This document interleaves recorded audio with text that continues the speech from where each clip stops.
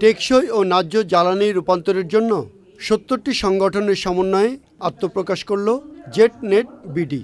আত্মপ্রকাশ অনুষ্ঠানে পরিবেশ বান্ধব জ্বালানি রূপান্তর করতে আইনি বাধ্যবাধকতা তৈরি, স্বচ্ছতা ও জবাবদিহিতা নিশ্চিত করা, জীবাশ্ম জ্বালানি থেকে পর্যায়ক্রমে সরে আসা এবং বিদ্যুৎ কেন্দ্র স্থাপনের জন্য কৃষি জমি অধিগ্রহণ বন্ধ করে ছাদ ও পতিত জমিতে সৌর বিদ্যুৎ করার দাবি জানানো হয়।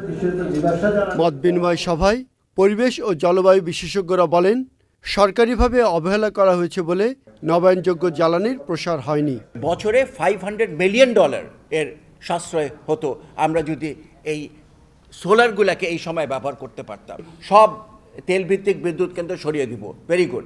আপনি সরিয়ে দেন, আপনি দেখবেন লোডশেডিংয়ের অবস্থা কি দাঁড়ায়। তেলভিত্তিক বিদ্যুৎ কেন্দ্র বলছি এক্সপেন্সিভ, সরাই দিলে আমাদের লোডশেডিং হবে। কেন হবে?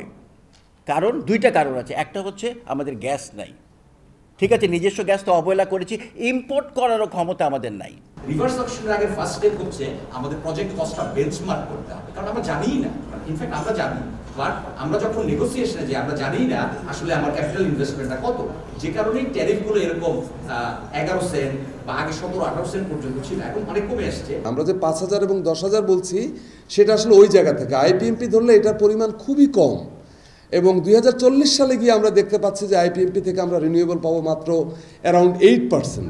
রাজনৈতিক বিবেচনা বাদ দিয়ে বাস্তবতার ভিত্তিতে পরিকল্পনা করার পরামর্শ দেন তারা। ভায়াবল না এরকম জায়গা আপনি গ্রিড নিয়ে গেছেন for your political ambition. So power sector cannot be politically decided, this is the most important thing.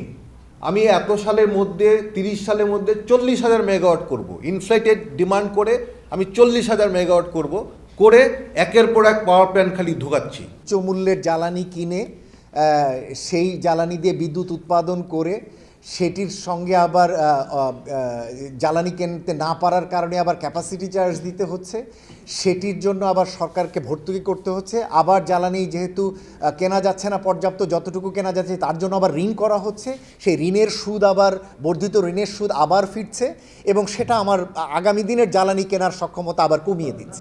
উদ্যোক্তারা সৌর যন্ত্রের উপর কর কমানো, বিদ্যুৎ ও জ্বালানি খাতের অযৌক্তিক চুক্তি পর্যালোচনা করে নবায়ন করা সহ বিভিন্ন দাবি জানান। Rafiqul Bashar, channel I, Dhaka.